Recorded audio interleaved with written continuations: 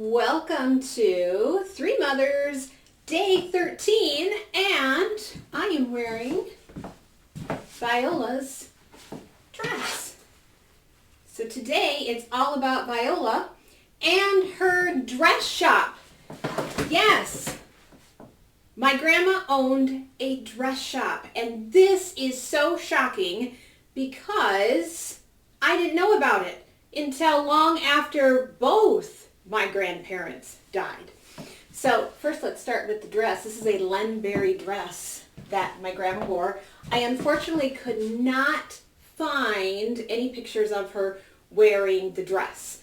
And I've dug and dug and dug, so I don't think there are any pictures of it.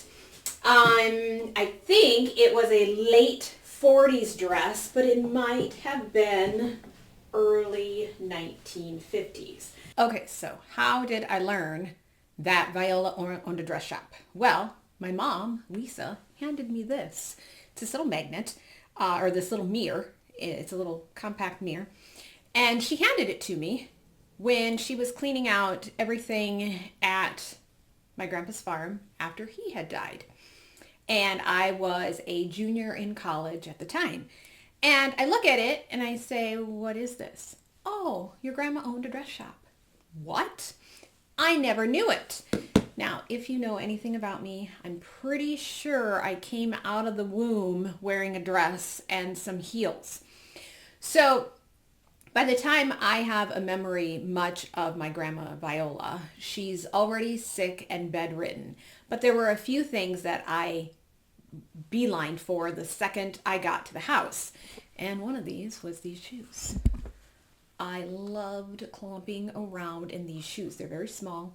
They are completely like wooden. I could not find any tag or markings in the shoes, but I wore these nonstop, and my mom set them aside for me as she was cleaning things out and said, did you want these? And I was like, of course, I'm keeping these. But there was something else that my sister and I found in this little chest of drawers, and it had all these little teeny tiny drawers in it, and there's a couple of holes in it, so they haven't survived, but we grabbed these up in a second because, you know, if we wanted to be Madonna in her Lucky Star days way at the beginning, we fought over who got to wear these gloves, and of course, as the younger sister, I only got to wear them after my sister was done wearing them. But I'm just surprised they haven't yellowed as much. But we took these way, way long ago. So these didn't sit there at the house. But we love these. These were our Madonna gloves. And then my mom saved this back for me as well, saying, hey, here's a belt. Do you want it? And every so often I will have a dress that I wear this belt with, and it is just absolutely fabulous. I love this belt. So I knew nothing about the dress shop. There are no pictures, I have no information. So when I was cleaning out stuff at my dad's, I came across these fabulous tax returns. Okay, so from 1949, and I know the date, it was August of 1949 that she started the dress shop. And it was a partnership with some Eileen lady, and they had this grand dress shop, and in just a matter of not even 5 months, in 1949, they profited almost $2,000. Then in 1950, in the paperwork, I find out in March 1st, Eileen bails. So now it is just Viola who runs the dress shop. And then in the paperwork of 1951, she sells the business on August 11th. And according to the 1950 tax returns, they had a loss of, I think it was like $400, or no, $238. They had a loss. And then in 1951, it was a loss of 2169, which would have been a lot of money in 1951. There doesn't appear to be any sort of profit made from selling it. So I'm guessing whoever she sold it to, they just paid off the loss. Maybe. I don't know. So this was the first batch of information that I had. And so I'm wondering, okay, so, who's this Eileen? What did they decide to do? So as I'm piecing some of the information together, we know that my grandpa came back from the war in 1945. So Orville is back. They try to have a baby. They cannot.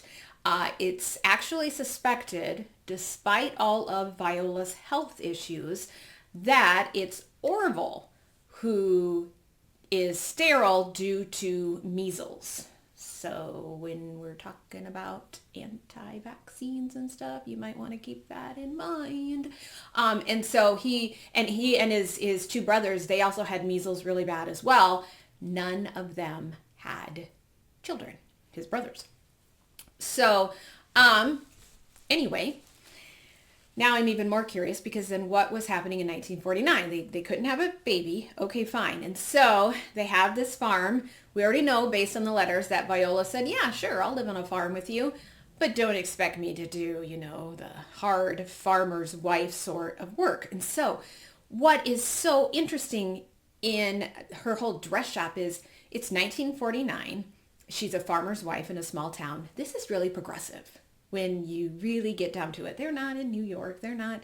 Here they are in some small Iowa town, and she opens up a dress shop.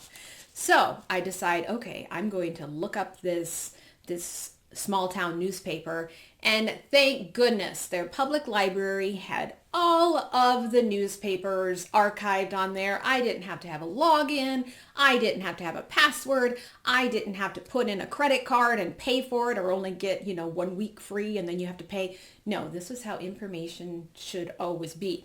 And so the most interesting thing I found before they opened is this. They had a fashion show. And I just love imagining my grandma, Viola, as this young, vibrant lady who, okay, so they're struggling to have a baby right now. And she's like, I'm going to open up a dress shop. And her planning this with Eileen, and let's have a fashion show at the Opera House. And I mean, just the creativity and everything that goes into that. It's just delightful to see my grandma in that light. Then I got this whole stack of advertisements and little clippings. I found out Viola, here she went to Minneapolis, Chicago. She went to Chicago twice to do merchandise shopping for the store. I mean, this is so progressive. And then there's even these little delightful thank yous. There's a Merry Christmas one.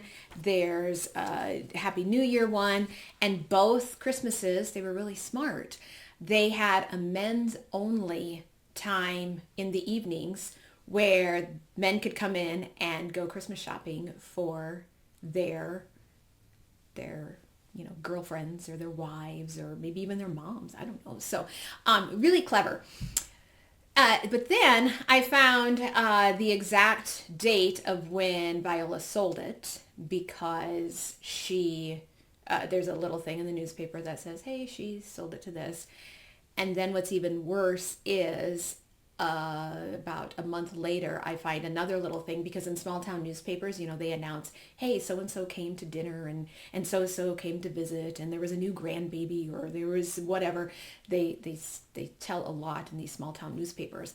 And I found where she was welcomed back home from the hospital in late 1951. So I'm guessing she had health problems. And I'm guessing those health problems were significant if I'm timing it. So my mom was adopted. Lisa was adopted in 1953. And we knew at that point that they would never be able to have a baby, because Viola had a malignant tumor in her ovary. And when they went to remove it, it burst. And so they essentially took everything out of her abdomen that wasn't needed. And I think my mom said they filled it with mercury. I'll have to get more specifics on that and more of the timeline, but I believe that that's what happened in 1951. And so in 1951, here she has to sell her dress shop. It is for a loss, so I don't know if it's just the economy. I don't know if maybe Viola wasn't good at managing a company on her own. I don't really know the details of that. But here she loses this dress shop, and then she has this horrible surgery that goes wrong, can't have any children, and what that must have been like. Coming home then at the end of 1951, it would have been kind of bleak at that point. And once again, I'm really trying to look at it from her point of view, from her perspective as a woman, not as a mother or a grandmother. So this was my great show and tell episode of Viola's fabulous dress shop that she only had for 2 years. And I will fill in more of the pieces of the timeline next time on Three Mothers.